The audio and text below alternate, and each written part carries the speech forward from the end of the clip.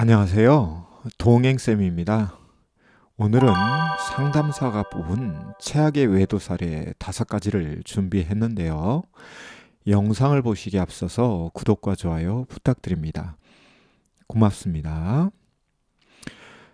모든 외도 피해자들은 자신의 외도 사례를 가장 최악이라고 생각하는 경향이 있죠. 맞습니다. 외도 사례 중에 가볍고 무거운 게 어디 있겠습니까? 막상 외도 피해의 당사자가 되면 각자의 사례가 가장 힘들고 괴롭고 고통스럽죠. 그런데요, 제가 외도 상담을 해오면서 여러 가지 사례를 보았습니다만 앞으로 언급할 5가지의 사례가 가장 최악이 아닐까 이런 생각이 들어서 한번 오늘 다뤄봅니다.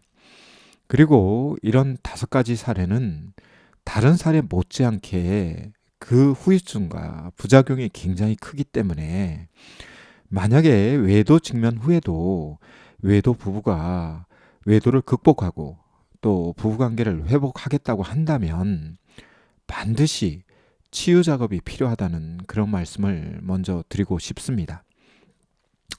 물론 제가 말씀드리는 앞으로의 5가지 사례는 1위부터 5위까지 어떤 순위가 있는 것은 아닙니다.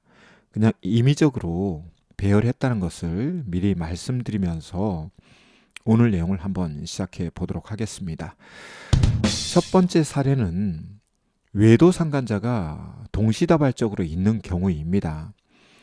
많은 사례가 이런 사례는 아니지만 그래도 최근에는 이런 사례들이 굉장히 많습니다. 즉 외도 상간자가 한 사람이 아니라 이곳저곳 또는 여러 사람인 경우가 있는데요. 여기에는 술집 어떤 직업 여성이라든지 그 외에 다양한 곳에 외도 상간자를 두는 그런 경우가 있습니다. 이럴 경우 외도 피해자들은 정말 억장이 무너지죠. 왜냐하면 외도 발각 후에 그리고 외도 직면 후에 이 모든 외도 상간자들을 상대해야 되는 그런 고통 때문에 너무나 힘든 과정이 됩니다. 사실 이 정도의 외도 행위를 하는 외도 행위자들이 있다면 조금 냉정하게 말씀드려서 관계 중독이 아닐까 이런 생각이 드는데요. 나중에도 말씀드리겠지만 외도 행위 더하기 관계 중독적인 그런 사례가 되면 외도 피해자들의 어떤 고통, 충격은 물론이요. 외도 극복에 상당히 부정적인 영향을 미칠 수도 있고 또 외도 극복을 위해서 들어가는 시간과 노력, 비용 이런 것들이 어마어마하게 들어가게 됩니다. 그래서 첫 번째로 제가 꼽은 사례는 어, 외도 상간자들이 다양하게 있는 그것도 동시적으로 다양하게 있는 사례를 말씀드렸습니다. 두 번째 사례는 외도 관계 안에서 자녀를 낳는 경우인데요. 저도 외도 상담을 하는 과정 속에서 이런 사례를 몇 번 경험한 적이 있습니다. 이럴 경우 외도 피해자들은 또다시 억장이 무너지고 정말 앞으로 어떻게 살아가야 될지 아찔하죠. 왜 그러냐면 외도 부부 사이에도 이미 자녀가 존재하는데 외도 관계 안에서도 또 새로운 자녀가 태어났으니까 그 자녀를 어떻게 입양을 하겠습니까? 아니면 버리라고 하겠습니까? 외도 행위자 입장에서는 외도 부부 사이에 있는 자녀도 자기 자녀고 외도 관계 사이에 있는 자녀도 자기 자녀다 보니까 이게 정말 난감한 상황이 벌어지는 거죠. 그래서 외도 행위 그 자체도 외도 관계 그 자체도 심각하지만 그 사이에 자녀가 태어나는 사례가 벌어지면 이제 양쪽이 다 부서지게 됩니다. 외도 부부도 부서지게 되고 외도 관계도 부서지게 되고 그러면 결정적으로 피해자가 누구일까요? 자녀들이죠. 따라서 외도 행위 그 자체도 부적절하지만 그 사이에서 자녀가 태어나게 만드는 것은 정말 최악의 참사를 만든다는 거. 따라서 외도는 시작하지 않는 것이 가장 좋고 더군다나 최악의 참사를 만들지 않는 것은 더더욱 중요합니다. 세 번째 사례는요. 결혼 생활 기간에 비례해서 외도 기간이 굉장히 긴 경우입니다. 여기에는 이제 두 가지 경우가 있어요. 첫 번째가 1차 외도, 2차 외도, 3차 외도 이런 것들을 누적해서 합산해 보니 결혼 생활 10년 동안 외도 기간이 5년이다, 7년이다 이렇게 누적되는 케이스가 있고요. 두 번째는 1차 외도, 2차 외도, 3차 외도가 아니라 1차 외도가 은밀하게 최근까지 계속 유지가 되다가 최근에 발각되어서 역으로 추적해 보다 보니 결혼 생활의 10분의 5, 10분의 7 기간 동안이 외도 기간이었다. 이런 경우가 있습니다. 어떤 경우이든 간에 여기에 또 하나의 최악의 사항은 뭐냐면요. 외도 기간 동안에도 이 부부 사이의 관계가 좋았던 경우가 있거든요. 그러면 외도 피해자들은 정말 까무러치죠. 내가 기신하고 살았나? 그럼 그동안 외도 행위자가 나에게 그렇게 다정다감하게 하고 자녀들에게 그렇게 살갑게 한 게 저게 연극이었나? 저게 쇼였나? 저게 허상이었나? 진짜였나? 이런 것들이 굉장히 혼란스럽고 어떻게 판단해야 될지, 어떻게 해석해야 될지 혼란스럽거든요.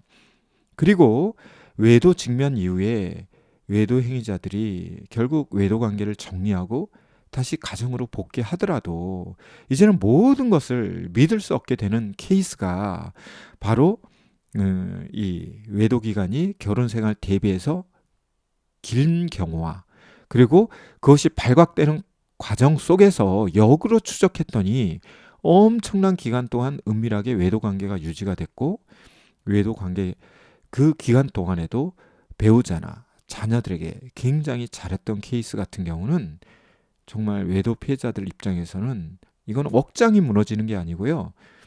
충격에 쓰러질 만한 그런 사례이죠. 그래서 제가 뽑은 세 번째 사례가 바로 결혼 기간 대비 외도 기간이 굉장히 길었던 경우입니다. 그리고 네 번째 경우가 아까 제가 첫 번째 경우 때 관계 중독 이런 말씀을 드렸는데요. 외도 행위를 하는 동안 또 직면 이후에도 다양한 중독적인 현상을 같이 갖고 있는 경우가 굉장히 최악의 외도 사례라고 할 수 있는데요. 여기에는 성 중독을 비롯해서 관계 중독 또는 알코올 중독, 도박 중독, 또 야동 중독, 여기에 게임 중독, 도박 중독, 약물 중독 등등 이러한 중독적인 현상 더하기 외도 행위가 같이 복합적으로 있을 경우에 굉장히 예후적으로도 좋지 않을 뿐만 아니라 외도 문제가 해결되더라도 또다시 중독 문제를 해결해야 되는 그런 아주 복잡한 그 문제가 발생이 됩니다. 따라서 외도 더하기 중독적인 현상이 동시에 있다. 굉장히 최악의 외도 사례라고 할 수 있죠. 따라서 이런 이제 중독적인 분들은 사실 그 중독적인 현상도 잘 정리하지 못하는 부분도 있지만 외도 관계도 잘 정리하지 못하는 그런 부분도 있거든요. 그리고 굉장히 자존감도 낮고 그다음에 성향적으로 성정적으로 우유부단하고 그래서 강단이 없기 때문에 쉽게 이 외도 관계를 정리하지 못하는 그런 경우가 있는데요. 정말 이런 분들이 외도 직면 후 다시 새롭게 뭔가 시작을 한다 그런다면 다른 경우도 마찬가지입니다만 부부 상담이나 외도 상담은 반드시 거쳐야지 그 말 한마디로 삶이 변화되는 게 아니거든요. 굉장히 중요한 포인트를 제가 말씀드렸다는 거 그냥 아유 너무 뭐 겁을 주시는 것 같은데 이렇게 생각하지 마시고 진지하게 받아들이시길 바랍니다. 그리고 마지막 다섯 번째로 제가 뽑은 최악의 외도 사례는요. 외도 행위의 현장이 바로 부부가 살고 있는 집인 경우입니다. 이런 경우에는 외도 피해자들 입장에서는 정말 이 집에서 뛰쳐나가서 죽고 싶은 심정이죠. 왜냐하면 모든 것들에 대해서 트라우마가 생기거든요. 심지어 부부가 함께 잠자를 했던 그 침대에서 외도 행위가 벌어졌다든가 또는 욕실이나 화장실에 외도 상간자의 어떤 뭐 칫솔이 있었다든가 어떤 물품이 있었다든가 이런 것들이 이렇게 발각이 되고 외도의 현장이 바로 부부가 살고 있는 집이 될 경우에는 당연히 집을 이사가 될 뿐만 아니라 가재도구까지도 싹 바꿔야 되는 아주 추가적인 비용도 많이 발생이 됩니다. 그런데 집이라고 하는 게 그렇잖아요. 바로 뭐 매매되는 것도 아니고, 바로 뭐 전세를 얻을 수 있는 것도 아니고 이러다 보면 그 몇 날 며칠에서부터 몇 개월 동안 이사하기 전까지 외도 피해자들은 모든 것들이 트리거가 되기 때문에 정말 미치고 환장한다고 하시거든요. 따라서 외도 현장이 부부가 사는 집이다. 정말 최악의 외도 사례이죠. 이와 함께 맥락을 같이 하는 게 뭐냐면요. 부부들이 사용하는 자가용이나 뭐 그게 외도 행위자만 사용하든 외도 피해자의 자가용을 가져가서 그랬든 그거 역시도 외도 행위에 이용이 되고 나면 그 자동차만 볼 때마다 외도 피해자들은 또 트리거가 당겨지거든요. 그래서 어떤 사례가 있었냐면 아파트에서 이제 외도 행위자고 외도 상간자가 이제 외도 행위자의 자동차에 타고 부적절한 행위를 하고 있었던 게 공교롭게 이제 외도 피해자에게 발각됐던 사례가 있어요. 외도 피해자가 이성을 잃었죠. 그리고 감정이 막 폭발했습니다. 혹시나 했는데 역시나 하는 그런 것 때문에 그냥 집에 들어가서 골프채를 꺼내와가지고 그 자동차를 정말 속된 말로 개박살을 냈던 사례가 있거든요. 그래서 그 자동차 당연히 폐차 처분했지요. 그리고 새로운 자동차를 구입할 때는 그와 동일하지 않은 모델, 동일하지 않은 색깔의 차량을 구입했던 그런 사례가 있는데요. 자동차에서만 외도행위가 벌어져도 이렇게 민감한데 부부가 사는 집에서 그런 외도행위가 있었다?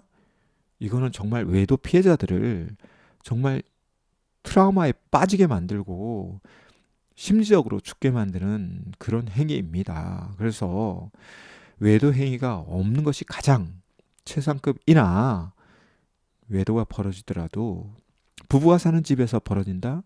이것은 그냥 수류탄을 까는 것이 아니라 핵폭탄을 터뜨리는 것과 같습니다.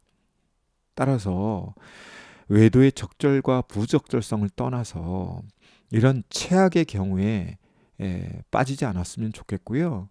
최상급으로 말씀드리면 외도를 하지 않으면 뭐 이렇게 복잡하게 생각할 필요가 뭐가 있겠습니까? 그죠?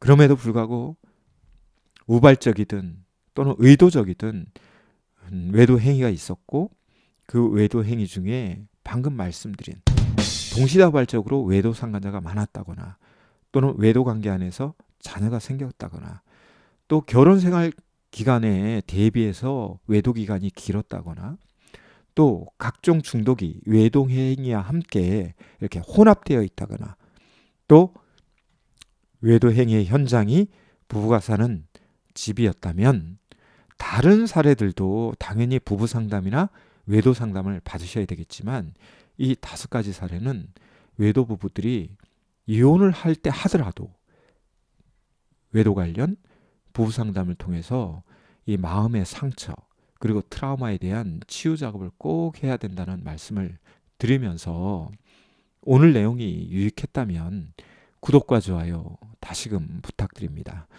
그럼 다음 시간에 다시 찾아오도록 하겠습니다. 시청해 주셔서 고맙습니다.